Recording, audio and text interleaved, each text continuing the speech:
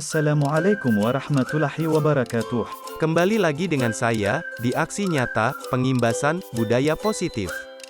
Saya Hamdani, calon guru penggerak Angkatan 7, dari SD Negeri 106162, Medan Estate. Dengan pengajar praktik, Ibu Puspa, dan fasilitator, Bapak Taufik.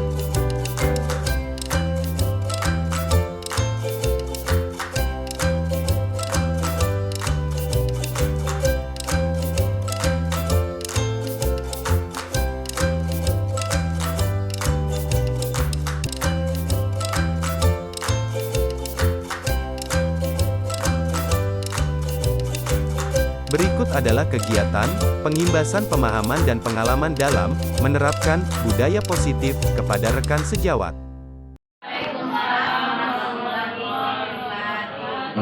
Terima kasih untuk Ibu Kepala Sekolah yang memberikan waktu saya untuk berbagi ilmu namanya ya, bukan mengajari tapi berbagi ilmu. Jadi di sini saya kebetulan mengikuti guru penggerak. Jadi disuruh ada pengimbasan. Jadi di sini yang saya peroleh, saya disuruh mencoba untuk berbagi kepada guru-guru yang ada di sekolah. Jadi di sini saya perkenalkan dulu, nama saya Hamdani, saya SD saya 6162 Medan Estate, Kabupaten Pujisetuan, Deli Serdang.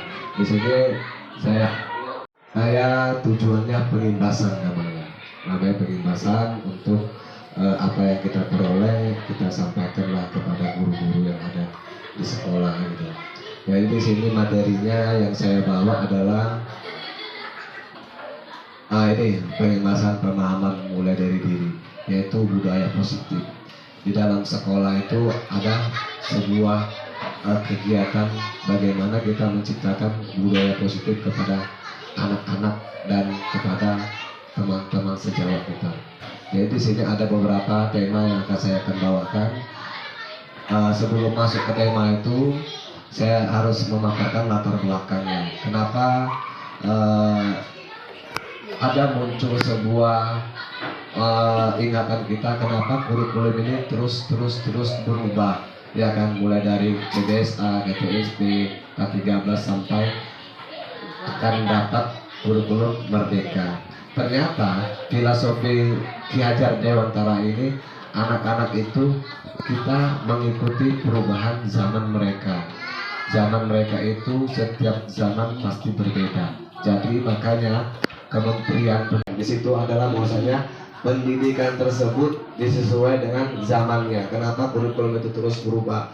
Latar belakang tersebutlah yang membuat sebuah yang saya mau buat. Kemudian ada motivasi intrinsik yang akan kita timbulkan di dalam siswa tersebut. Kita langsung ke tujuan pengimbasan. Di sini tujuan pengimbasan supaya kita bisa berbagi ilmu kepada teman-teman sesama guru yang ada di sekolah ini. Kemudian kita lanjut ke ini. Saya sebelum membahas tersebut hal topik ini, saya perlu bertanya juga sama Bapak Ibu ya.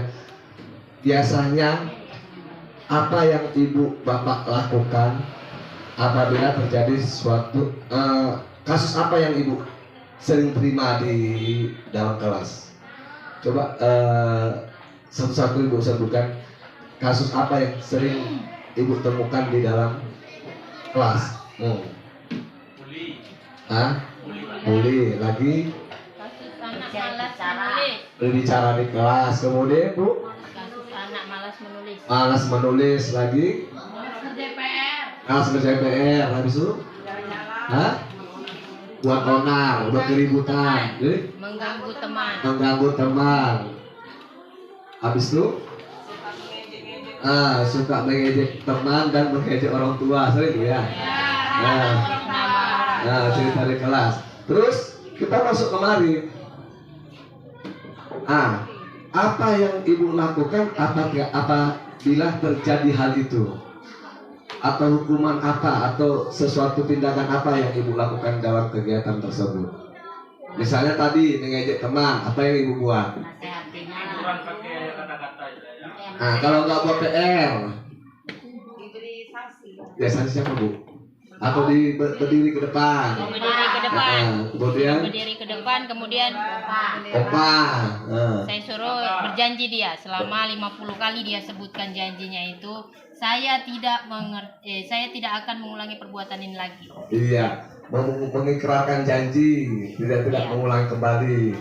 Ada lagi bu? Kalau saya suruh menghormat bendera, belajar dengan ibu kepala sekolah, senang anak saya. Oh, bagi senang anak ya. Iya. Habis itu apa lagi bu? Gak senang sama gurunya berantem. Iya. Lagi ada apa? Ada bu? Bu Rodia? Iya, panggil orang tua kalau udah fatal mungkin ya. Kemudian disuruh mengerjakan jam istirahat sehingga orang tua tidak keluar waktu jam istirahat. Menyuruh tugas tambahan gitu atau nggak boleh istirahat lah gitu. Selesaikan tugasnya gitu kan. Oke, terima kasih Pak Ibu yang udah memberikan pengalamannya di saat pembelajaran. Di sini ini Bu 6 materi yang akan kita sampaikan, tetapi yang di sini semua penting. Tapi nanti di sini ada 2 yang perlu kita harus lakukan tindakan, yaitu 5 posisi kontrol sama segitiga restitusi. Di sini kita akan membahas tentang satu persatu topik ini Bu ya. Ini tentang diagram disiplin positif. Kita bisa lihat di diagram positif ini. Lanjut kita Bu kemari. Ini tentang teori perubahan paradigma, stimulus respon sama teori kontrol. Jadi di sini kita stimulus respon itu kita mencoba mengubah orang agar berpandangan sama dengan kita. Kita mencoba orang untuk berubah gitu. Tetapi di sini yang perlu kita yang lakukan itu kita berusaha memandang pandangan orang lain tentang dunia. Jadi kita bukan merubah orang gitu ya, tapi bagaimana kita harus memahami sesuatu yang mau kita rubah itu. Kemudian di sini perilaku buruk dilihat sebagai suatu kesalahan, tetapi untuk mengontrol hal yang perilaku buruk itu bagaimana semua perilaku itu memiliki semua tujuan. Jadi perilaku yang siswa yang negatif berarti ada tujuan mereka. Kita cari tujuan yang positif bagi dia dari dia. Kemudian orang lain bisa mengontrol saya. Di sini kita perbaiki hanya Anda yang bisa mengontrol diri. Jadi kita akan berusaha kita tidak mengontrol anak, tetapi anak itu suruh mengontrol diri dia. Ini maksudnya. Kita tidak bisa mengontrol anak, tapi kita berusaha mengontrol diri dia. Kita usahakan dia berubah dalam diri dia. Itulah namanya intrinsik anak akan ditimbulkan dalam diri dia. Kemudian ini saya pemaksaan ada pada saat bujukan gagal. Di sini kita mencoba memperbaiki kolaborasi dengan Kenso, menciptakan pilihan-pilihan baru. Kita membuat sebuah pertanyaan-pertanyaan dalam permasalahan dia. Kemudian sini model berpikir menang atau kalah. Jadi kalau seandainya ada permasalahan, ada kamu salah, kan gitu, kamu benar, kan gitu kan. Ada misalnya ada bertengkar, kita menjas anak, kamu salah, kamu benar gitu. Jadi kalau itu kita lakukan nanti ada sesuatu hal, salah satu dari mereka ada pendendam dia. pendendam di antara mereka. Kemudian ada lagi dari SMA apabila udah disalahkan, besok kau awas ya pulang sekolah, juga bagaimana gitu. Nah, jadi kita sebagai guru bagaimana mengatasi itu, supaya mereka tidak ada rasa bersalah di saat mereka ibu damai kan. Mungkin di sini kita bahas tentang teori mengenai stimulus respon ini oleh Pak Stephen R. Covey. Dia mengatakan bila kita ingin membuat kemajuan perlahan, sedikit-sedikit ubahlah sikap atau perilaku Anda. Berarti tujuannya kemana? Adalah diri sendiri, bukan guru ya Bu ya. Tujuannya bukan guru, tapi lah ubah diri sendiri. Jadi arahnya kemana?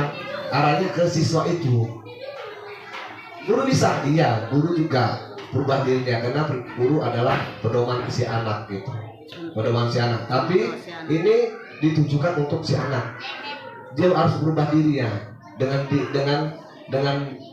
bagaimana metode dia, bagaimana membuat si guru membuat anak itu merasa mengkoreksi introspeksi diri dalam diri dia.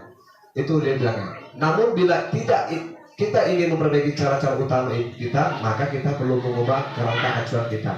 Ubahlah bagaimana Anda melihat dunia, bagaimana Anda berpikir tentang manusia. Ubahlah paradigma Anda, skema pemahaman dan penjelasan aspek-aspek tertentu tentang realitanya. Ini menurut si Stephen. Kemudian kita masuk kata disiplin. Ternyata Bu, disiplin itu bukan harus melaksanakan. Jadi ini pemahaman disiplin. Orang tak disiplin kan tahu Ibu kan? Apa disiplin? Sesuatu yang harus dilaksanakan, ya kan? Ya, itu pemikiran kita. Peraturan yang harus bisa dilaksanakan. Ternyata disiplin ini bisa kita lihat dari makna disiplin. Rupanya ternyata dari bahasa Latin, disiplin artinya belajar. Bukan kita harus memaksakan anak untuk mematuhi suatu peraturan. Tapi ternyata di situ adanya proses belajar pada anak. Jadi di sini bahwasanya berpikir disiplin, kamu harus disiplin, kamu harus mematuhi pelajaran. Ternyata makna disiplin itu adalah belajar untuk menuju kebaikan, ya gitu. Jadi makna konotasi ini dari murid-murid Sokrates dan Plato. Disiplin membuat orang menggali potensi menuju sebuah tujuan. Jadi kecenderungan umum adalah menghubungkan kata disiplin dengan ketidaknyamanan. Bukan dengan arti kita hargai atau pencapaian suatu tujuan. Jadi kan makna kita disiplin kan ada membuat suatu mencapai tujuan. Padahal makna disiplin itu adalah proses belajar anak untuk menuju yang baik. Itu. Kemudian di sini kita bahas tentang teori kontrol, disiplin positif. Ini kita berbicara disiplin positif, yaitu menanamkan motivasi intrinsik. Jadi guru fungsinya bagaimana menanamkan motivasi dalam diri. Intrinsik ini adalah dalam dirinya. Di dalam dirinya kita buat sebuah motivasi diri dia untuk dia berubah dengan sendiri, bukan tidak berubah dengan cara memaksakan dengan kehendak kita, tapi bagaimana dengan dirinya sendiri, dengan nilai-nilai mereka percaya. Ketika murid-murid kita memiliki motivasi intrinsik, maka akan tetap berperilaku baik dan melandaskan nilai-nilai kebajikan. Karena mereka ingin menjadi orang yang menjunjung tinggi nilai-nilai yang mereka hargai atau mencapai suatu tujuan mereka. Ini teori kontrol. Jadi di sini ini sebelumnya ya, ini teori kontrol. Anda tidak bisa mengontrol orang lain. Ini ya, ini teori kontrolnya. Anda tidak bisa mengontrol orang lain. Hanya Anda yang bisa mengontrol diri Anda sendiri.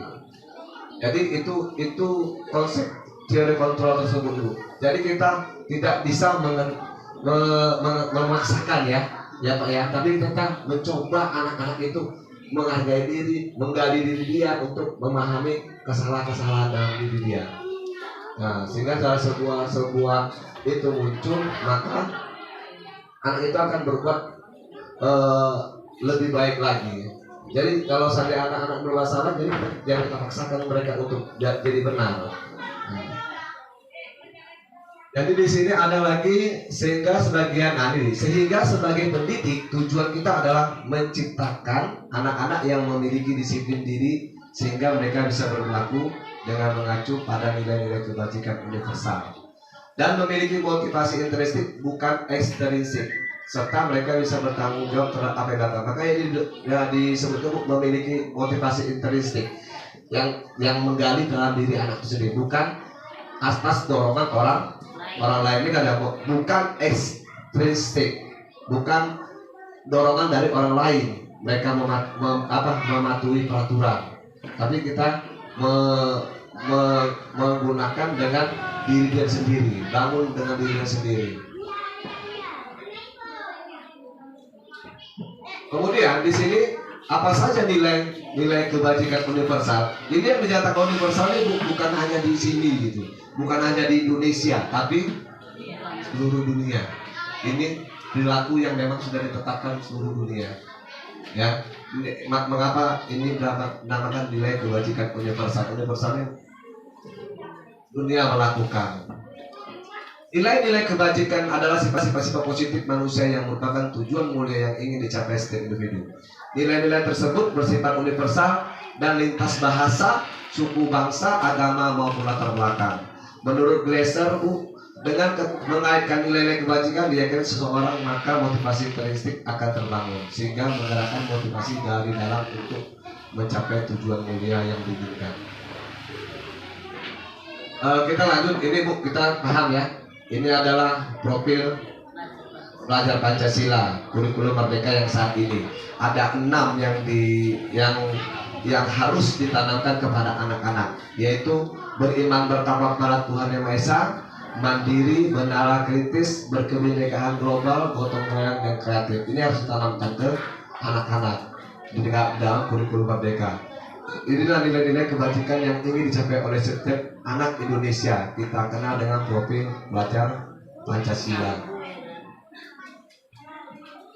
Nah ini dia Bu, beriman ini adalah bagian-bagiannya. Beriman kepada Tuhan Yang Maha Esa, akhlaknya ada agama, pribadi, kepada manusia, kepada alam, bernegara. Kemudian mandirinya, pemahaman diri, regulasi diri. Kemudian masuk ke penalaran tinggi, memperoleh dan memproses informasi, menganalisis, mengevaluasi penalaran, merefleksi, mengevaluasi. Kemudian di sini ada juga berkebinekaan global, mengenal dan menghargai budaya, komunikasi interaksi antar budaya, refleksi tanggung jawab terhadap pengalaman, berkeadilan sosial, dan tentang bergotong royong, kolaborasi, kebudayaan dan berbagi, serta kreatif menghasilkan gagasan yang disini.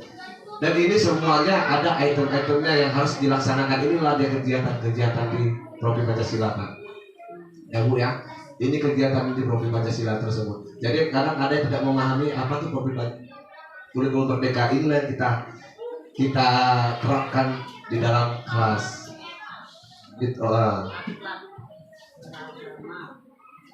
Lanjut Bu, ini mengenai teori motivasi, hukuman, dan penghargaan restitusi. Penghargaan. Oke, ini Bu ya, teori motivasi dulu kita bahas. Untuk menghindari ketidaknyamanan hukum. Kemudian apa yang akan terjadi apabila saya tidak melakukan? Menghindari ketidaknyamanan. Berarti kan kalau seandainya anak-anak melanggar hukum, melanggar peraturan, berarti kita harus hukum dia ya kan? Supaya tidak karena hukuman adalah efek jerah kan anaknya gitu kan. Supaya dia tidak melakukan kembali. Jadi kemudian bagaimana dan itu apa yang akan terjadi apabila saya tidak melakukan ini gitu. Kemudian yang kedua, untuk mendapatkan imbalan dari orang lain itu saja. Apa yang akan saya dapatkan apabila saya melakukan? Jadi ada nggak seorang guru membuat sebuah reward apabila anaknya berperilaku baik? Mudah-mudahan ada ya Bu ya, karena kita ada hukuman, bukan hukuman, ada sebuah punishment, ada juga reward ya Pak ya. Jadi kalau seandainya dia berbuat baik, perlu juga kita kasih reward gitu. Boleh misalnya siswa terbaik, bisa seperti itu. Nah di satu semester. Kemudian di sini motivasi internalnya, untuk ini motivasi eksternal ya Bu ya. ya dari kita, dari si gurunya gitu, atau dari orang tuanya. Nah, kalau ini maksudnya internal untuk menghargai diri sendiri, saya akan menjadi orang seperti apa bila saya melakukan ini. Jadi ini yang kita dorong ke anak-anak, ya. Ini kita dorong ke anak-anak, namanya motivasi internal. Kita dorong anak-anak, kamu mau jadi apa, gitu. Kamu seperti apa nanti, gitu. Jangan kita paksakan peraturan, tetapi kita tidak ada dorongan dari dalam anak-anak tersebut. Jadi di sini ada filosofi pendidikan menurut Kiai Haddad. Ya bahwasanya di sini ini kata kunci, menuntun segala kodrat yang ada pada anak agar mereka dapat mencapai keselamatan kebahagiaan yang tinggi, ya, baik sebagai manusia mau sebagai anggota masyarakat. Ini filosofi Kiai Haddad. Kita tujuannya adalah menuntun anak kita, membimbing. Hendaknya seorang pendidik hendaknya menerapkan filosofi Kiai Haddad dengan cara mengajarkan pembelajaran, memberikan kesempatan seluas-luasnya kepada murid untuk mengembangkan minat dan bakat. Jadi di sini kita di Gunung Merdeka banyaknya sebuah memunculkan minat bakat siswa. Nah, itu makanya ada hari Sabtu kegiatan ekstrakurikuler, ya. Ada yang menari, ada, karena di sini harus mengeluarkan minat bakat si siswa tersebut. Kemudian di sini adalah apa yang dimaksud dengan hukuman dan apa yang dimaksud dengan konsekuensi. Jadi di sini saya akan mencoba Ibu membuat sebuah di mana sini hukuman, di mana di sini konsekuensi. Oke, nomor 1 kita buat apa dia? Oke, nomor 1 hukuman. Nomor 2, lari mengelilingi lapangan basket 2 kali karena terlambat hadir di sekolah. Hukuman. Oke, 3, murid diminta untuk push up 15 kali karena tidak menggunakan masker di sekolah. Hukuman, konsekuensi. Oke, baru menggantikan kertas tugas teman yang telah dicoret. Konsekuensi. Oke, membersihkan tumpahan air di meja tulis karena tersenggol pada saat belajar. Konsekuensi. Oke, yang ke berikutnya.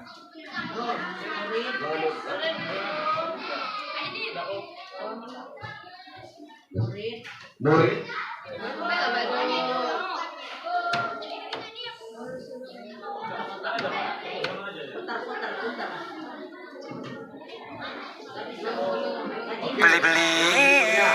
Murid disuruh tidak mengenakan sepatu seharian di sekolah karena tidak mengenakan baju kita. Oke, hukuman. Ada dalam konsekuensi. Kemudian lanjut terakhir, lari mengelilingi lapangan. Hukuman. Oke, lanjut. Kita lihat ini, betul nggak yang Ibu Ibu Bapak sampaikan? Nah, jadi di sini ada yang 1 sampai 3 itu hukuman.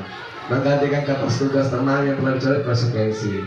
Kemudian bersihkan tumpah air di meja tulis, konsekuensi. Kemudian mau disuruh tidak mengenakan sepatu, hukuman. Kemudian lari meninggal lapangan adalah konsekuensi. Terus di mana perubahannya, Bu? Di mana perbedaannya? Kita lihat sini materinya. Berdasarkan bagian di atas lalu kita hukuman. Hukuman itu adalah bersifat terencana atau tiba-tiba. Anak atau murid tidak tahu apa yang akan terjadi dan tidak dilibatkan. Hukuman bersifat satu arah dari pihak guru yang memberikan, dan murid hanya menerima sesuatu hukuman tanpa melalui kesepakatan. Itu hukuman. Jadi tidak ada satu muncul sebuah perbuatan buruk kita langsung hukuman itu gitu, tanpa dia melalui kesepakatan dan pengarahan dari pihak guru, baik sebelum atau sesudahnya.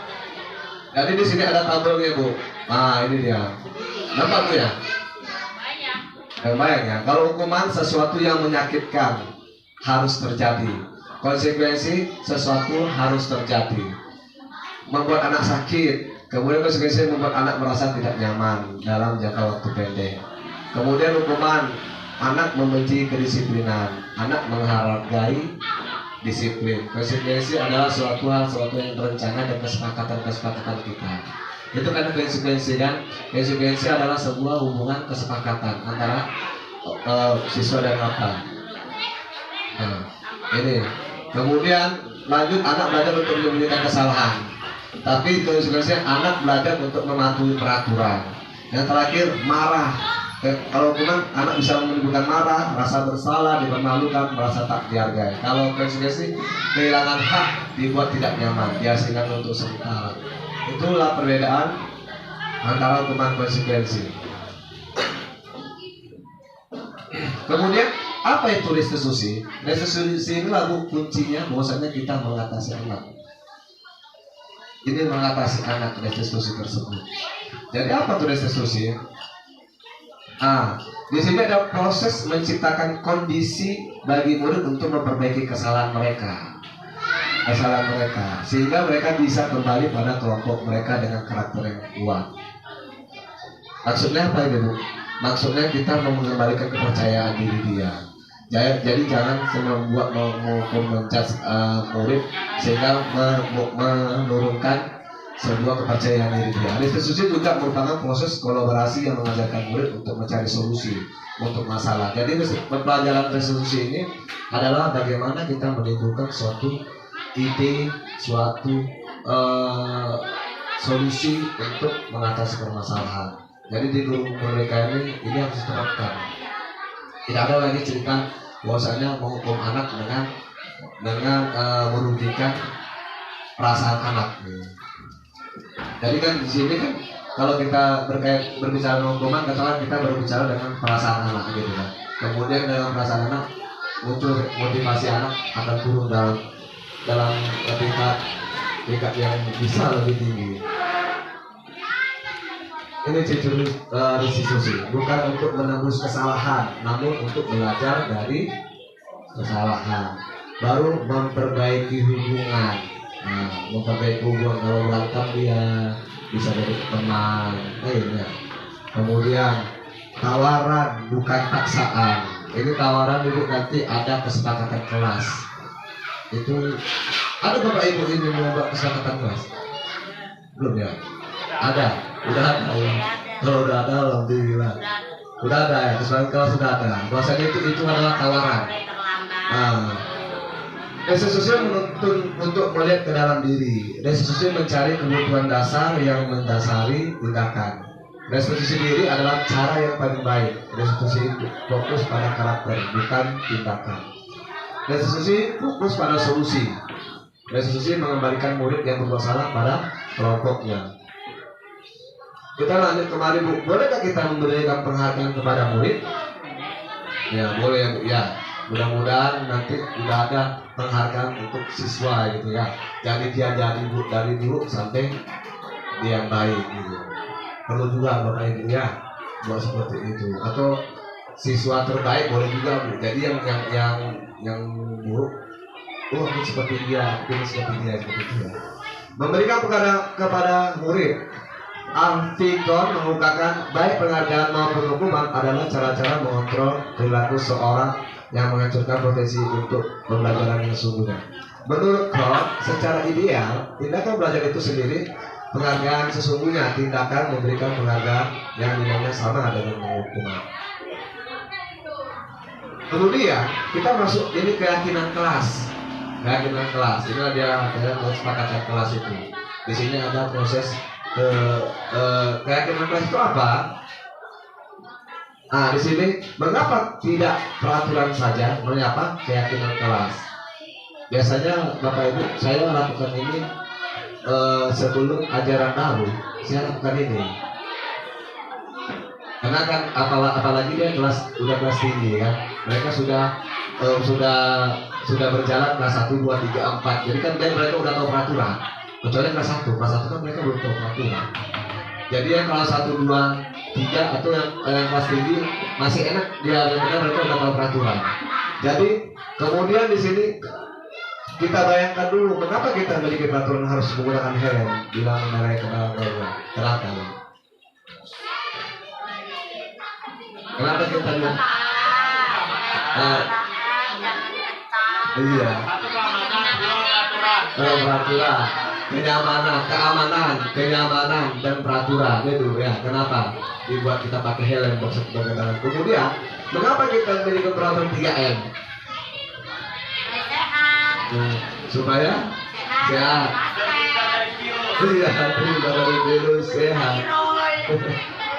Supaya virusnya tidak. Kemudian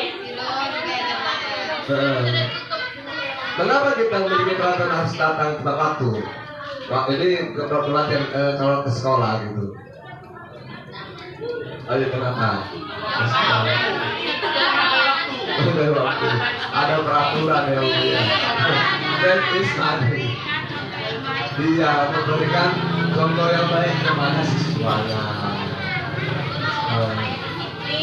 Iya. Nah, jadi tengok yang gurunya. Kalau gurunya nggak disiplin, dosa terlambat laku. Ibu-ibu terlambat ya katanya.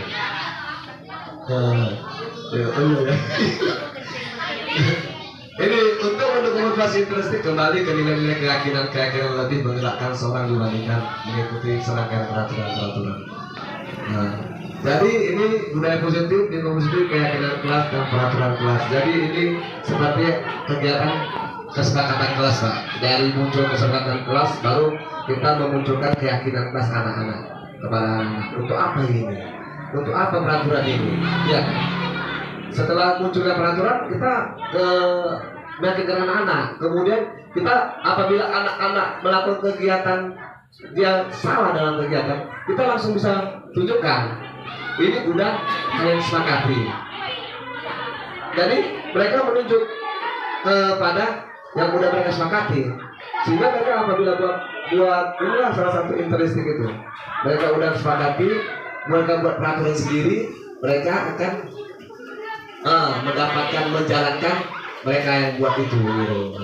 Jadi bukan guru yang berdong ya, mereka kan perjanjian mereka dari situlah yang namanya menunjukkan interistik dia.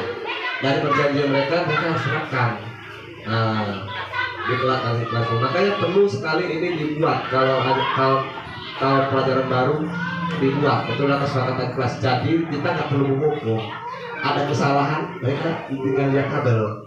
Oh ini dia. Laksanakan hukuman atau punishment yang telah mereka sepakati. Tapi intinya yang hukuman itu tidak berkaitan dengan fisik. Jangan pula nanti merugikan anak-anak untuk fisiknya kemudian. Kemudian ini peraturan keyakinan kelas.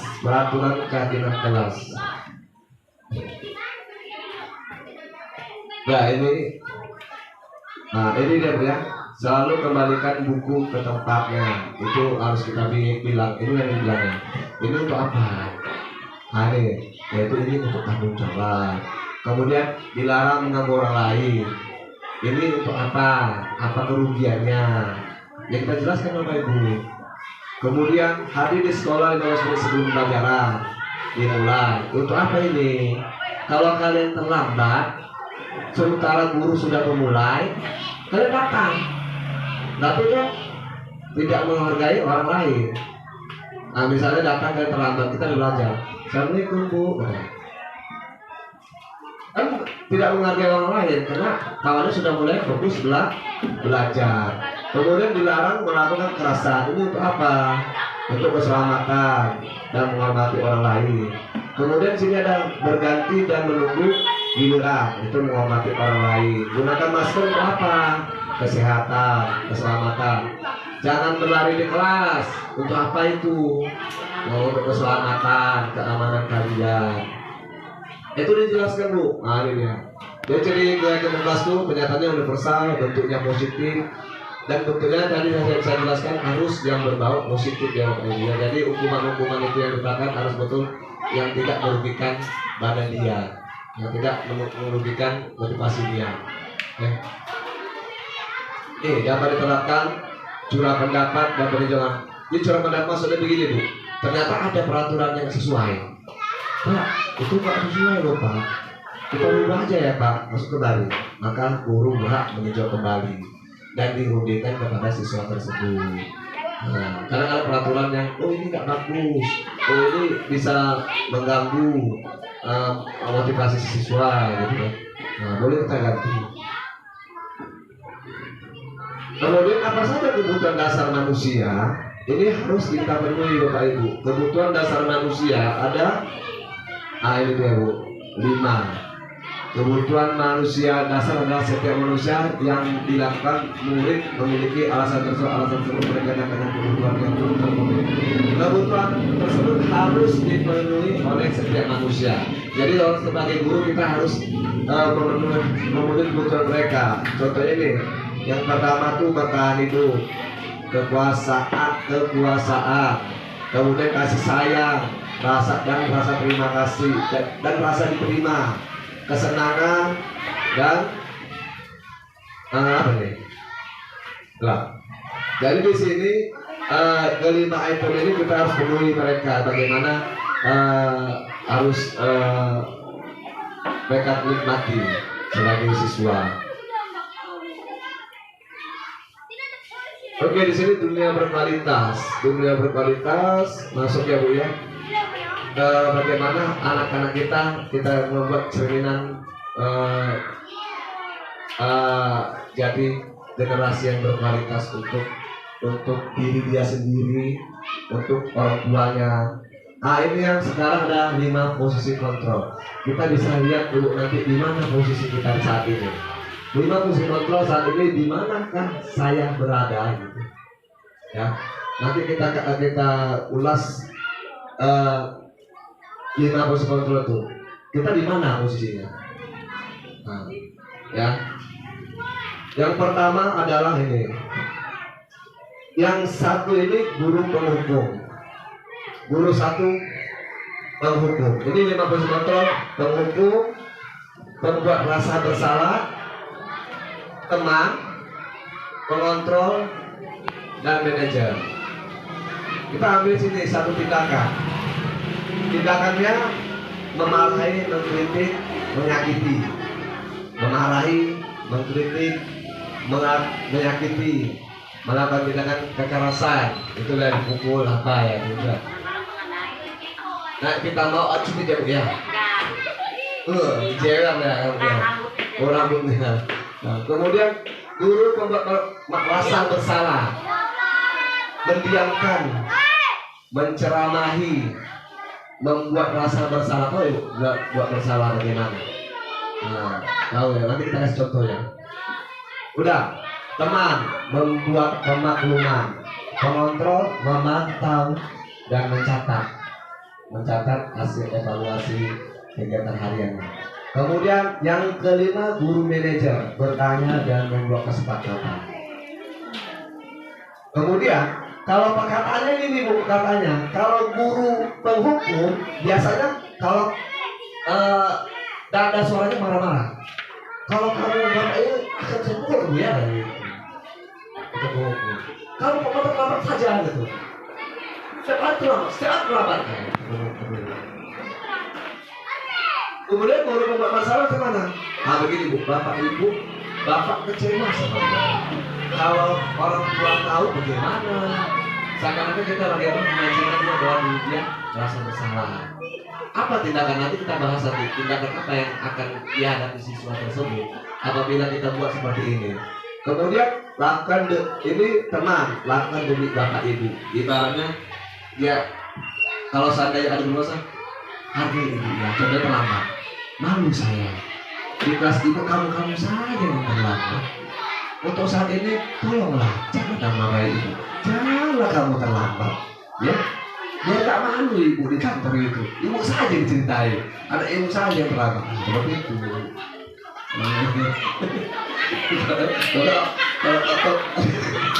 Terakhirnya Bu contoh ya. Iya, kemudian pengontrol. Kamu sudah tahu aturan kan? Kalau pengontrol itu Bu, kamu udah tahu aturan kan? Di sini kan maksudnya jam 7:15. Enggak gitu. Nah, kemudian ini apa sebenarnya alasannya? Ini manajernya begini Bu. Kita tanya, apa masalahnya terlambat? Kenapa terlambat? Nah, kenapa kamu terlambat? Kenapa bisa bangun lama? Nah, itu bedanya. Nah, manajer. Jadi akibatnya apa? Ini nanti kita bahas contohnya, ada saya buat sini. Nah ini Bu, ini ya. Jadi menurut Ibu dari tunjangan tanda posisi mana yang lebih baik? Dari 5 alat kontrol ini, posisi mana yang menurut Ibu baik? Teman ada. Udah, manajer kata Ibu Rahman. Hah? Rasa bersalah. Perhatikan. Ya. Oke, nanti kita lihat posisi mana yang seharusnya harus kita hilangkan. Ya Bapak Ibu ya. Tujuan ini adalah menghilangkan kebiasaan kita untuk mengontrol anak. Kebiasaan mana yang harus kita hilangkan? Nah, ini adalah alat kontrol paling rendah sekali. Jadi ini kata pemerintah harus sudah dihapuskan.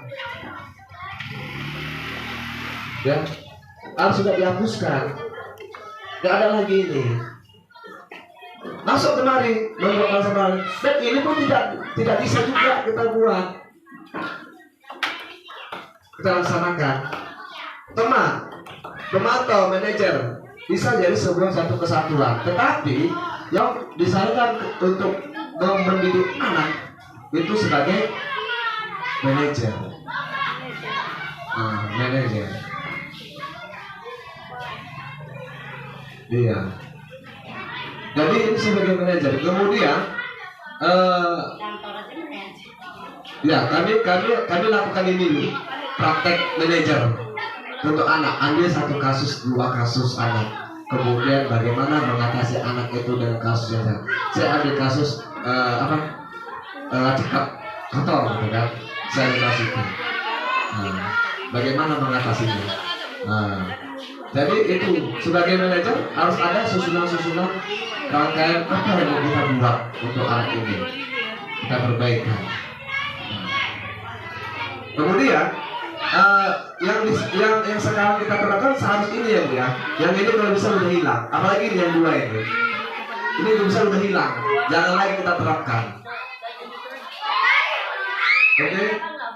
Kita lanjut ke ini. Proses kontrol apa yang pernah Anda lakukan sebagai pendidik? Ya kan? Nah, inilah dia. Posisi kontrol yang baik adalah posisi kontrol manager. Di sini posisi di mana guru berbuat sesuatu bersama dengan murid, mempersilakan murid dengan mempertanggungjawabkan perilaku, mendukung murid agar dapat menemukan solusi atas permasalahan sendiri. Kita membimbing murid untuk dapat mengatur dirinya. Ini ya Bu ya, Bapak Ibu ya. Ini yang harus kita laksanakan. Bagaimana ini akan kita buat untuk posisi kontrol manager? Kita nanti lihat materi proses apa, restitusi. Kita lihat materi restitusi. Nah, ini coba Ibu sebutkan. Di sini ada 26 kasus. Di mana ini? Posisi kontrol mana ini? Ibu, saya tanya yang pertama. Ini posisi kontrol mana ini? Saya kecewa sekali dengan kamu. Rasa bersalah, oke. 2, kamu tidak pernah melakukannya.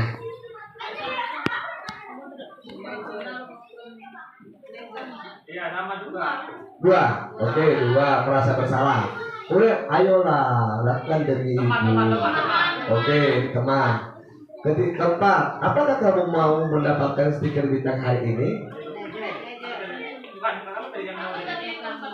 Yang keempat, memantau. Nah, mantau. Ada kepala sekolah bilang manajer. Oke, bagaimana kamu bisa menyelesaikan masalah ini? Manajer.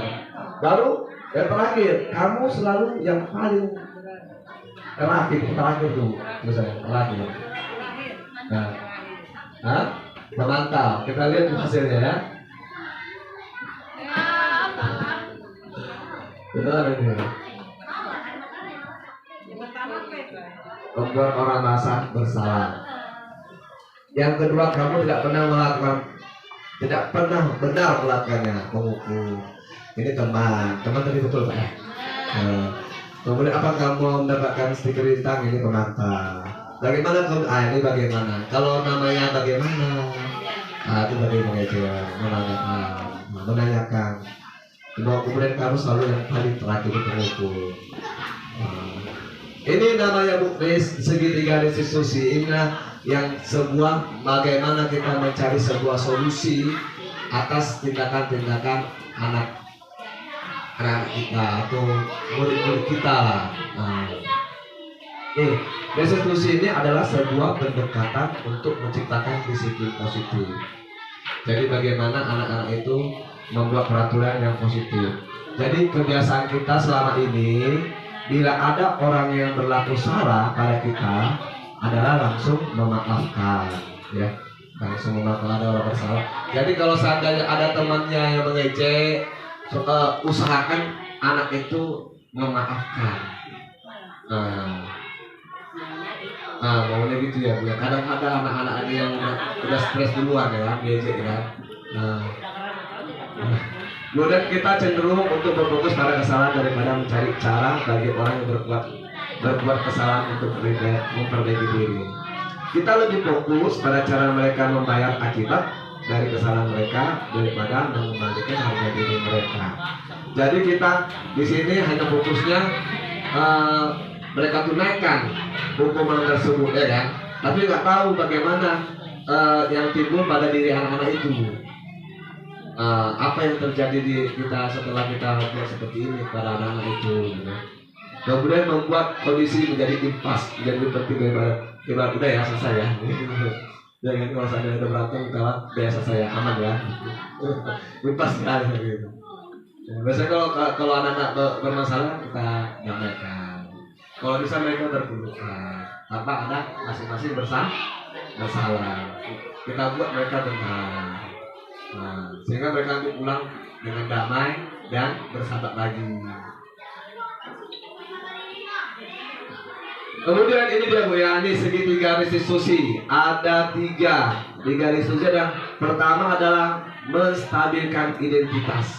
Bagaimana kita mengondisikan anak-anak itu. Kalau anak berantem Bu, kita harus tenangkan dulu dirinya. Kalau kita langsung merepet kasur, muncul nanti dia marahnya lebih kuat. Iya, malah melawan dia lagi. Kenapa? Karena itu saya alami. Saya marah, dia udah berantem. Ini kan berantem kan udah mukul emosi nih. Tiba-tiba disalahkan, jangan itu anak saya aja. Dia udah berantem. Tiba-tiba kita salahkan. Dia langsung ini merasa dia salah dia. Udah kan salah. Akhirnya muncul kata-kata apa? Bisa ada yang kata dia lagi muncul, pasti bilang gini, udahlah pasti aku tuh yang salah. Ya udahlah pasti aku tuh yang salah. Gak tahu dia itu kan. Iya kan? Sehingga kita cap dia orang dia membuat masalah. Padahal ada satu sisi dia baik gitu kan. Tapi karena dia membuat masalah kan, udahlah pasti aku nya itu. Apalagi ada kawannya yang membina dia apa? Iya, udahlah kalau itu katanya. Karena dia merasa bahwasanya dia anak yang bandel di situ. Nih, kemudian validasi tindakan yang salah. Baru kemudian setelah kita tenangkan, baru kita tanya dia dulu. Cari informasinya.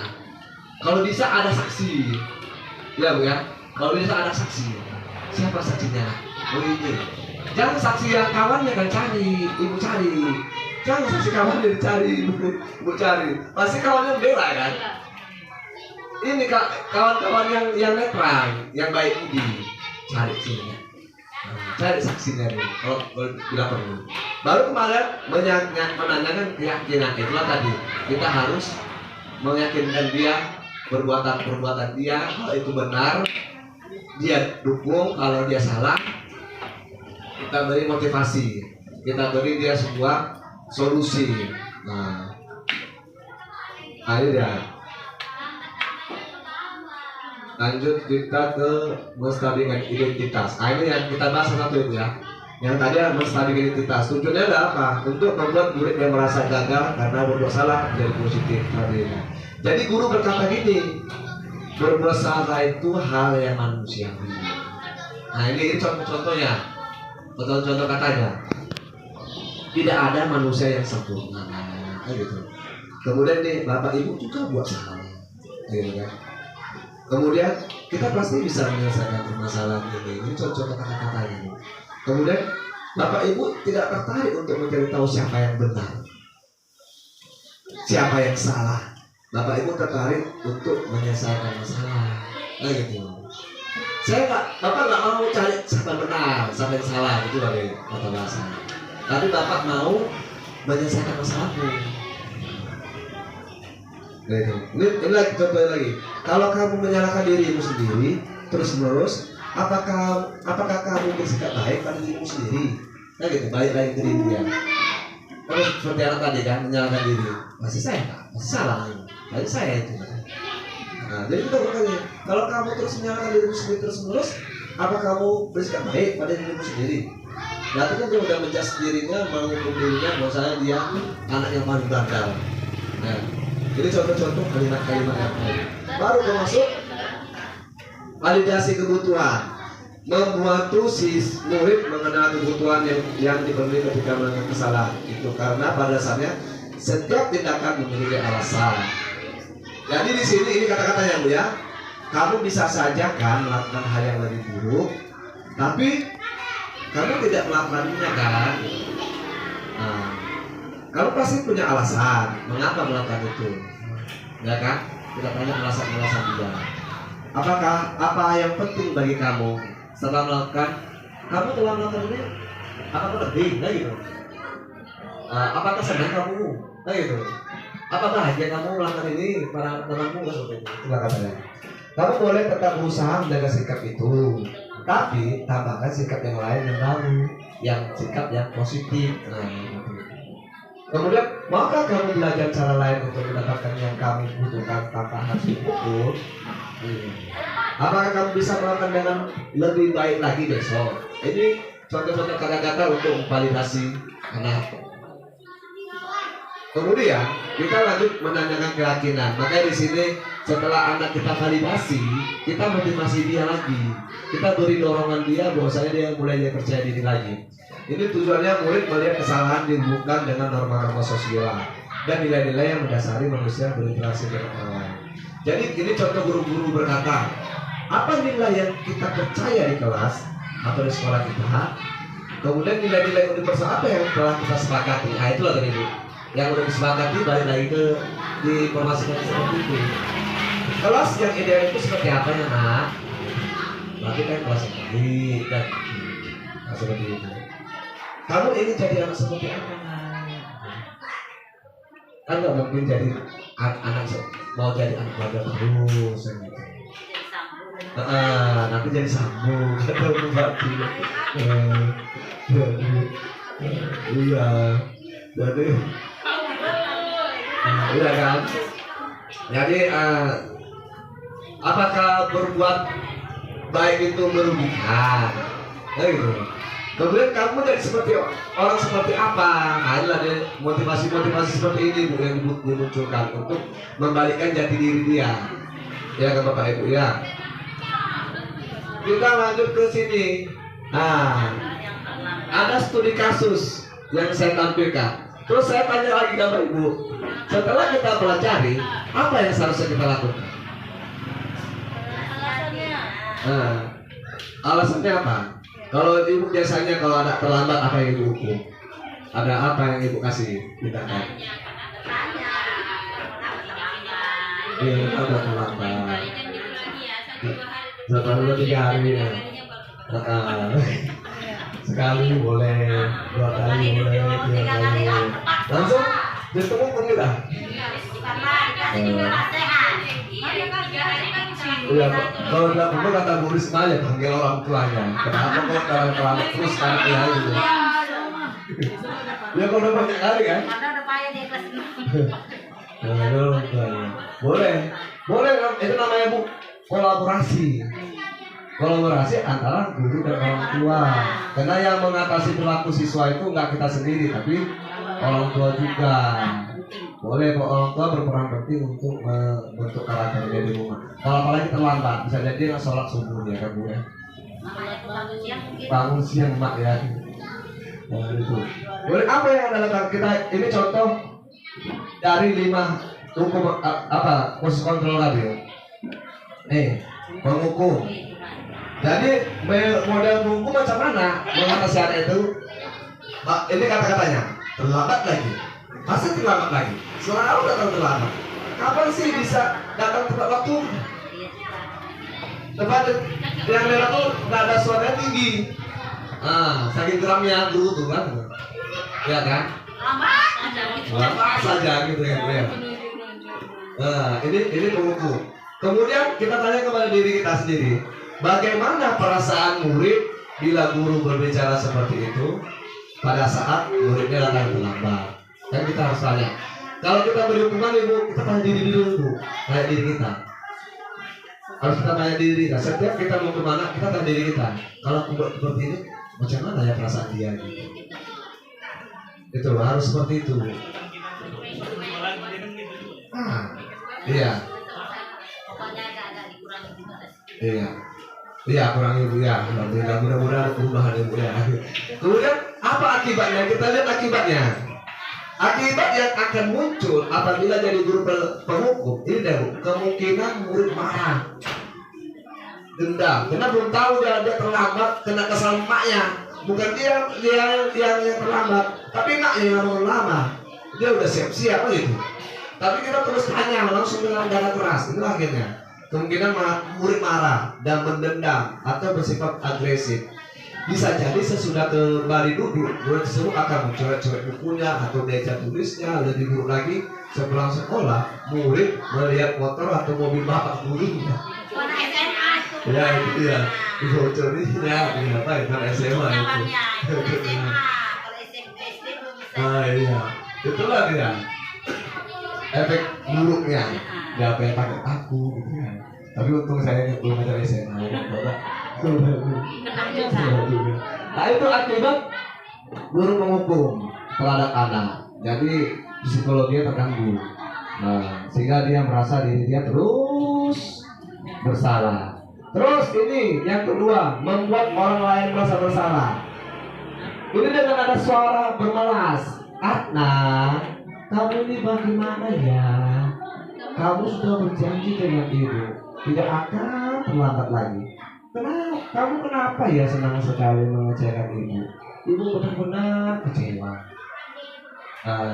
Itu dia kan.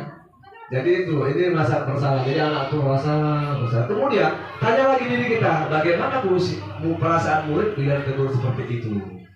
Karena merasa dia ada sesuatu yang dirugikan dia. Apa akibatnya? Ini. Apa akibatnya? Murid akan merasa bersalah. Bersalah telah mengecewakan ibu dan bapak gurunya. Murid akan merasa menjadi orang yang gagal dan tidak sanggup membagikan orang lain. Kadang-kala sikap seperti ini lebih berbahaya dari sikap menghukum, Bu. Karena emosinya itu kan tertanam di dalam dirinya. Rapat-rapat di dalam murid menahan perasaan. Tidak seperti murid dalam dengan guru penghukum tadi. Lebih dalam lagi ini, Bu. Dia merasa bersalah. Kemudian di mana murid bisa melupakan amarahnya walaupun dengan cara negatif. Apabila murid tertekan seperti ini, tiba-tiba bisa meletus amarahnya dan bisa menyakiti diri sendiri. Akhirnya terjadi di Korea sana. Bunuh diri lagi ya. Jadi penerapan di Korea itu, Bu, bagaimana membuatkan diri dia. Ya, jadi jangan sampai munculnya bunuh diri. Ini yang sangat berbahaya sekali. Jadi kita lanjut ini teman. Terekam kan? Adnan, ini ada suaranya Rama. Kita tahu sini ya, bukan Rama. Adnan, ayolah. Bagaimana sih kamu? kemarin kamu sudah janji loh ke bapak bukan? Kenapa terlambat lagi? Mungkin sampai ketawa Rina. Kemudian dia sudahlah, tidak apa-apa, duduk dulu sana. Nanti Pak Guru bantu kamu ini sambil senyum, ya kan? Kemudian bagaimana perasaan murid ibu? Ayo, saya tanya dulu, bagaimana akibat ini? Sebelum saya tahu akibatnya. Kenapa? Iya, berarti ada perlindungan ya, ya. Sudah ada perlindungan gurunya. Oke, kita lihat di sini apa akibatnya? Murid akan merasa senang dan akrab dengan guru. Ini termasuk dampak yang positif ya. Kalau murid senang, kita senang juga loh. Kita murid guru senang. Hanya saja di sisi negatif, murid menjadi tergantung kepada guru. Kalau aku nanti berbuat salah, ada guru guru.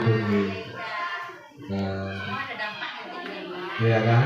Kemudian dia akan tergantung pada guru tersebut. Bila ada masalah, dia merasa bisa mengandalkan gurunya tersebut untuk membantunya. Akibat lain dari posisi tenang, Anda hanya akan berbuat sesuatu bila yang menyuruh adalah gurunya. Jadi semua tidak berlaku sama dia. Misalnya guru kelas sebelah menyuruh, nggak mau dia. Dia harus gurunya memerintah. Kalau gurunya yang nggak hadir, tiba-tiba guru sebelah datang, nggak peduli dia, karena dia masih bergantung kepada gurunya. Nah ini berbahaya kalau sebagai tenaga. Nah, kemudian masuk pemantau. Nah di sini seorang anak datang, bahasa tubuh yang formal. Ini gambar saya ya. Betul kan ya? Dia ditanya bagus, tapi ekspresinya sudah takut. Malah kita tanya bagus. Jadi gini gurunya ya, Adnan, tahukah kamu jam berapa kita mulai pelajaran? Tahu Pak, katanya. Kamu terlambat 15 menit loh. Apakah kamu sudah mengerti apa yang harus dilakukan bila terlambat? Tahu Pak, saya harus tinggal ke kelas pada saat jam pelajaran, jam istirahat, nanti dan mengerjakan tugas ketinggalan saya. Gurunya, iya benar, nanti pada saat jam istirahat kamu harus sudah di kelas untuk menyelesaikan tugas yang terlihat tadi. Ini untuk pemantau. Kemudian bagaimana? Kalau menurut ibu bagaimana akibatnya?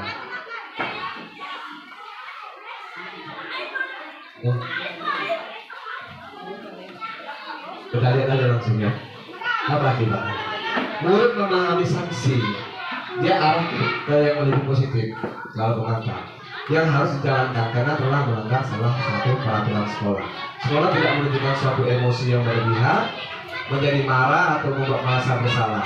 Murid tetap dibuat tidak nyaman, yaitu dengan harus tinggal kelas, kan itu kan? Kemudian pada waktu jam istirahat dan dengan tugas, guru tetap harus memonitor atau memantau murid. Jadi guru itu anaknya kayak istirahat, gurunya harus kayak istirahat. Karena harus dilihatnya juga anaknya.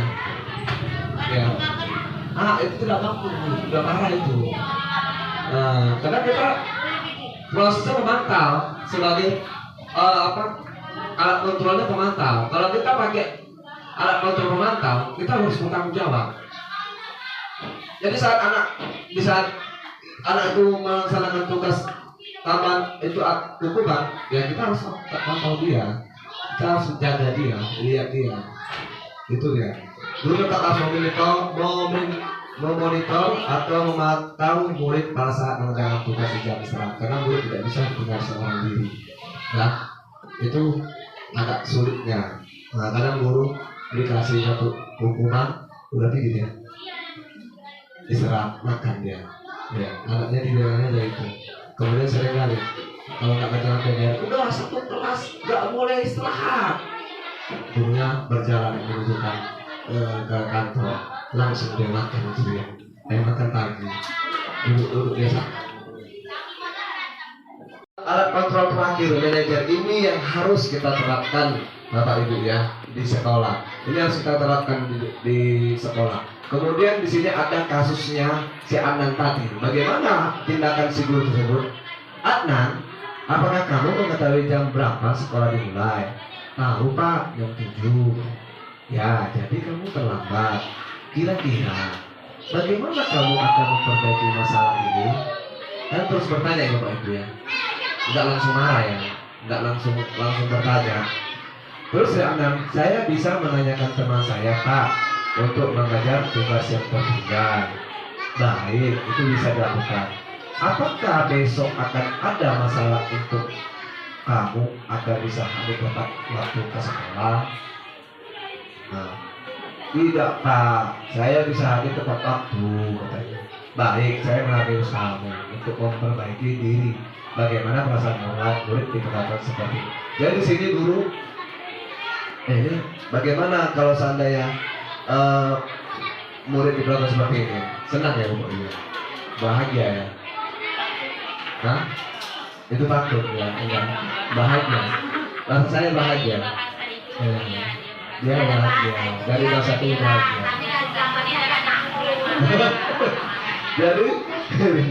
jadi di sini ini harus kita terapkan ya Pak ya.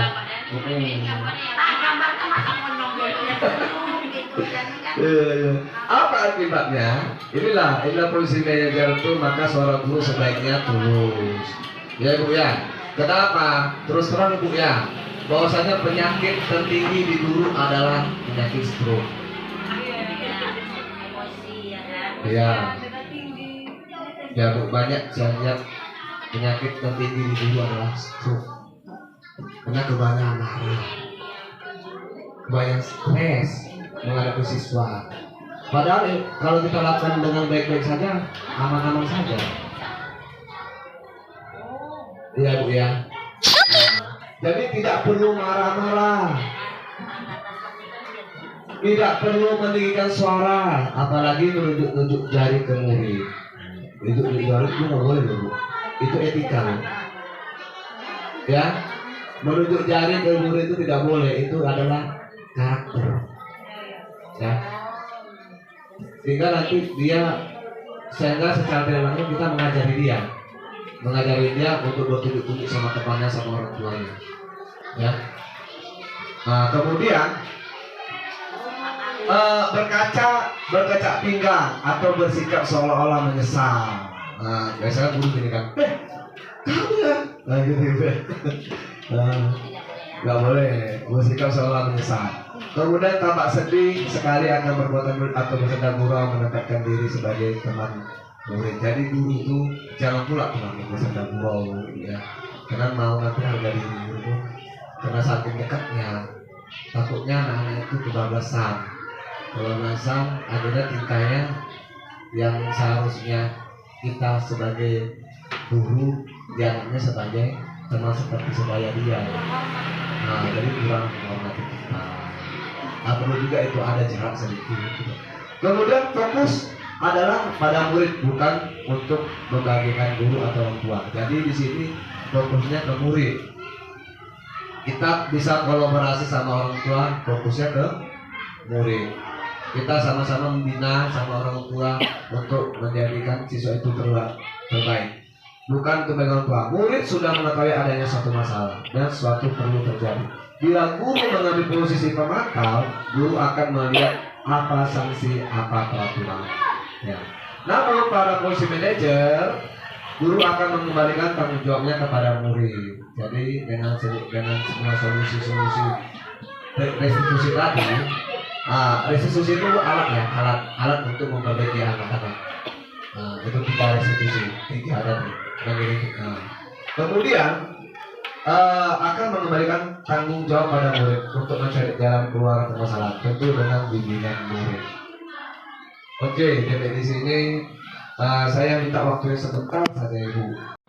Jadi itu Ibu ada lembar kerja studi kasus yang biasa dilakukan oleh guru. Mohon itu coba di mana posisi kontrolnya, di mana, kemudian apa seharusnya dilakukan guru tersebut, kemudian apa tindakannya yang dilakukan.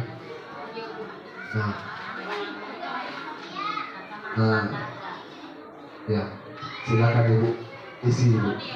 Saya harap ada kasih pendapat untuk hasil itu. Terima kasih.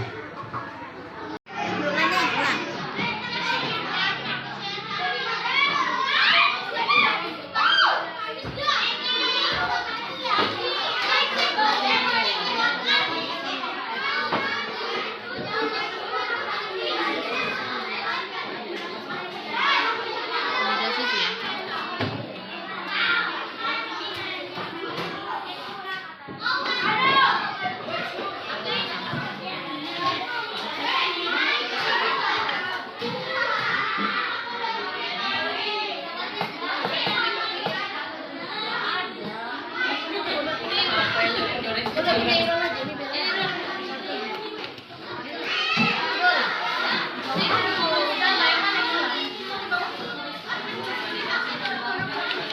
Sebagai manajer, buat merasa bersalah.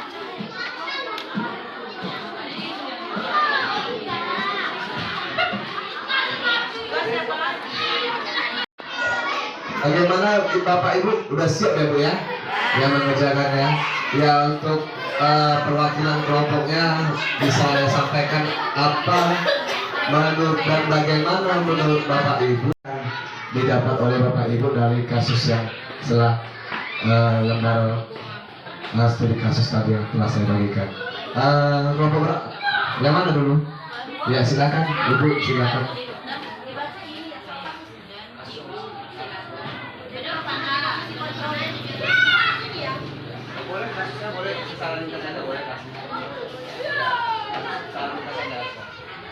Studi kasus 2, Sabrina pada hari itu terbangun terlambat. Kemudian dia buru-buru datang ke sekolah, dan sampai di sekolah dia baru menyadari bahwa dia menggunakan sepatu yang salah warna. Seharusnya dia memakai sepatu warna hitam, tapi dia memakai sepatu warna coklat. Jadi ada seorang guru bernama Pak Lukman menanyakan tentang sepatunya. Dan Sabrina meminta maaf karena dia merasa terburu-buru. Jadi dia memohon kepada Pak Lukman untuk tetap mengenakan sepatunya dan berjanji tidak mengulangi kesalahannya. Namun Pak Lukman tidak mau tahu. Pak Lukman merasa Sabrina telah melanggar peraturan sekolah, dan Pak Lukman mengatakan kalau tidak sanggup mengambil sepatu di rumah atau diantarkan sepatu ke sekolah, kamu tidak bersepatu saja seharian di sekolah. Sekarang copot sepatumu dan silakan belajar tanpa sepatu seharian. Sabrina pun berat hati mencopot sepatunya, dan seharian dia tidak berani berkeliling sekolah karena malu, dan lebih banyak berdiam diri di kelas tanpa alas sepatu. Jadi posisi kontrol yang dilakukan oleh cerita di atas guru penghukum. Posisi kontrol yang harus dilakukan sebagai manajer. Restitusi yang harus dilakukan, yang pertama menstabilkan identitas. Sudah tidak apa untuk hari ini, Bapak maafkan. Kemudian yang kedua, validasi tindakannya. Jadi untuk kedepannya, apakah kamu bisa mengatur waktu lagi agar tidak terburu-buru pergi ke sekolah? Yang ketiga, menanyakan keyakinan. Kamu harus disiplin dengan waktu untuk tidur tepat waktu agar tidak terburu-buru pergi ke sekolah dan tidak terjadi lagi kesalahan kembali. Setelah presentasi dari kelompok 2. Oke, tepuk tangan dulu. Boleh, terima kasih luar biasa untuk ya tepat sekali Bu ya. Bahwasanya posisinya harusnya seperti manajer. Jadi ketika restitusi tersebut harus kita jalanin untuk bagaimana anak-anak itu supaya nyaman. Kemudian ada lagi kasus satu lagi, iya. Akan Dan ini kasus yang pertama, di mana ada seorang wali kelas yang pada hari itu dia tidak hadir. Kemudian ada guru pengganti yang bernama Bu Eni.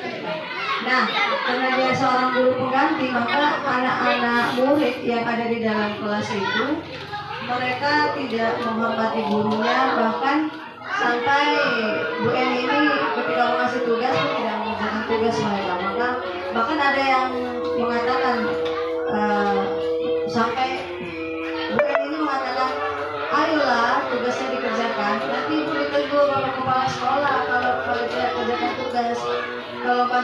ya. Nah, dari pernyataan Ibu Eni ini maka mendengarkan ini, murid-muridnya semua tertawa malah, bukan malah mengerjakan tugas, malah tertawa dan mereka justru malah ngobrol. Nah, jadi guru penggantinya ini keesokan harinya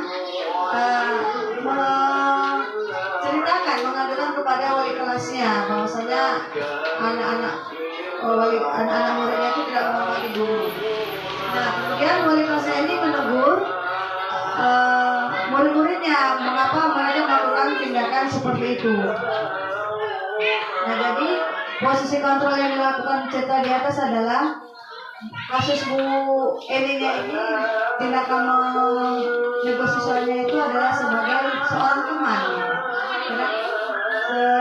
Sedangkan posisi kontrol yang harus dilakukan itu adalah harusnya kita itu sebagai manajer gitu kan. Restitusi yang harus dilakukan menulis identitas itu menanyakan keyakinan mereka gitu. Walaupun dia ataupun Ibu Eni ini tidak wali kelas mereka harus yakin bahwasannya itu sebagai guru mereka juga, seperti itu. Kualitas tindakan itu adalah apakah murid itu bersedia memperbaiki masalah sikap mereka yang tidak hormat kepada gurunya supaya menjadi lebih hormat. Kemudian kalau menanyakan keyakinannya itu adalah mengadakan diskusi kelompok bersama teman sekelas tentang penerapan keyakinan kelas, menghormati guru walaupun itu bukan wali kelas mereka. Gitu. Tangan Bu, iya, alhamdulillah sudah memahami Bu ya. Ada pertanyaan Bu dalam materi kita ini? Hah? Ada pertanyaan? Udah cukup ya? Nah, ini Bu Rodi apa? Cara membedakan kualitas restitusi sama posisi kontrol yang sering ada. Ya, posisi kontrol adalah alat untuk suatu tindakan, alat. Kemudian restitusi itu adalah solusi. Solusi. Kalau hari desa ada 3 restitusi, yaitu mengidentifikasi, menstabilisasi, kemudian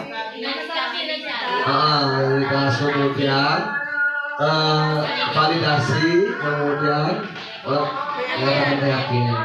Itu pertama Bu, kita menguatkan dirinya dulu, menenangkan dirinya yang pertama. Kita tenangkan dulu dirinya, stabilkan dirinya. Itu menenangkan dirinya. Itu sisi yang pertama kan menstabilkan. Kondisi anak itu harus stabilkan dulu. Kemudian validasi, menaruh baru kita udah stabil, anak itu udah tenang dia apanya dirinya, baru kita tanyakan baru validasi, tanyakan apa permasalahannya, apa bagaimana. Kemudian masuk dengan keyakinan, baru kita buat kasih solusi, bangkitkan lagi dirinya gitu. Jadi kalau 5 alat kontrol ini itu alat kita untuk mengatasi anak, bukan menghukum tapi memberikan semua, mengatasi semua perlu. Mungkin ini ada saya mau Ibu refleksi ya, pendapat Ibu setelah Ibu mendapati materi ini bagaimana. Jadi ini saya kasih satu lembar refleksi dalam materi ini ya Bu ya. Mohon isi Ibu. Mungkin sampai di sini ada pertanyaan Bapak Ibu? Ya, udah cukup ya Bu ya. Ini mengenai tadi pembukuan tuh. Ya Bu. Anak saya kan bermacam-macam, ada yang ya kan. Salah satunya di antaranya itu sifatnya itu mengenai hormat bendera itu boleh dilaksanakan itu. Ibu kalau menghormat bendera itu masuk kategori apa itu? Penghukum ya. Jadi penghukum ya Bu ya. Itu udah nggak boleh lagi Bu. Kan kita tadi kan sudah dijelaskan penghukum sampai pemantau itu udah dihilangkan. Jadi yang penghukum itu udah harus hilang. Hilangkannya itu ya, jadi merengkel-merengkel. Ya kan Ani? Ya, kalau Bu. Hukum juga. Ada pertanyaan ya Bu, apa Bu? Masalah kesepakatan itu kan misalnya kan terlambat, apa kesepakatannya itu maksudnya berbentuk apa? Terdendakan. Kita akan contoh. Kalau itu setiap ke kelas kita kasih anak-anak kasih lembar ini. Ayo buat nak peraturan apa yang perlu kita terapkan di kelas. Dan tuh buat hukumnya di bawah, hukuman apa? Tapi catatan jangan hukuman fisik ya, yang hukuman fisik. Hukumannya betul-betul kita mendidik. Contohnya apa mungkin Pak buat soal, membersihkan kelas gitu kan. Berarti kalau Pak Pus ada boleh lagi lah ya. Iya, kan? Fisik gitu lah ya. Pak Pus ada boleh lagi lah. Boleh lagi, Iya. boleh fisik itu boleh. Hukuman tuh kan. Hukuman. Kalau misalnya Ah. Pus nggak boleh. Azan. Nah, mungkin alhamdulillah terima kasih Bapak Ibu telah hadir hari ini. Mungkin dari sekian kegiatan atau rangkaian kegiatan, kalau ada kata-kata saya yang salah, saya mohon maaf. Acaranya kita tutup ya Bapak Ibu ya. Mudah-mudahan yang saya sampaikan dapat dimengerti dan dapat dipahami, insya Allah dipraktekkan, Insyaallah ya Pak Dani. dilaksanakan Amin, untuk amal baik. Bu, kalau seandainya enggak, kalau saat ini pelan-pelan kita ya Bu ya, pelan-pelan, jangan langsung nanti langsung duduk ya, nanti kesulitan anak. Pelan-pelan kita perbaiki, mulai menuju terbaik ya Bu Atika ya. Boleh kenapa kalau seandainya langsung berubah, langsung kalau anak murid kan, ini kerasukan apa gitu ya, kok berubah gitu kan. Pelan-pelan aja Bu, pelan-pelan, tapi pasti ya Bu ya. Mudah-mudahan dalam materi berbuat positif, kita buat kelas kita jadi positif. Nah, jadi nanti saya kirim video kegiatan keyakinan kelas saya, nanti saya share nanti di grup. Bagaimana prosedur-prosedur membuat keyakinan kelas, kesepakatan kelas itu. Nanti mudah-mudahan semua bisa melaksanakan itu sehingga tidak ada lagi peraturan memaksa diri oleh si gurunya, tetapi membuat anak itu ada motivasi intrinsiknya, motivasi dalam dirinya untuk supaya berbuat positif dan berbuat baik. Mungkin sekian dari saya Hamdani, saya mohon maaf kalau ada salah kata. Saya akhiri, assalamualaikum warahmatullahi wabarakatuh. Waalaikumsalam warahmatullahi wabarakatuh. Terima kasih.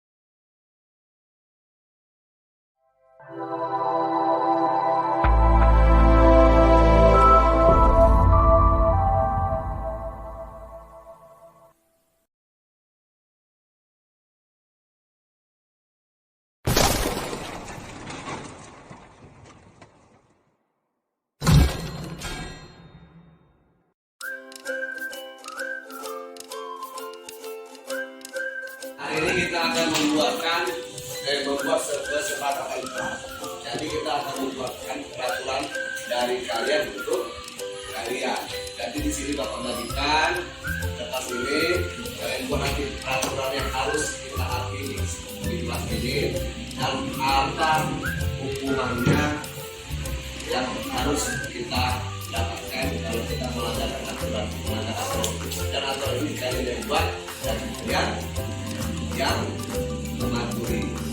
Nah, nanti Bapak kasih satu, kemudian nanti kalian tempelkan di sini ya. Nanti Bapak akan lihat nanti atau Bapak akan kelompokkan peraturan-peraturan apa yang harus kita buat di kelas ini dan untuk kedepannya itulah yang harus kita patuhi dan kemudian konsekuensinya kan tertentukan sini adalah hukuman apa. Itu kan harus melaksanakan hukuman tersebut. Tapi ingat hukumannya jangan namanya membuat merusak fisik ya. Kita harus itu di apa nah bisa disebut hukumannya itu seperti pembelajaran. Jadi ya kalian lebih pikir dia kemudian kita mulai satu ini kemudian nanti kita tulis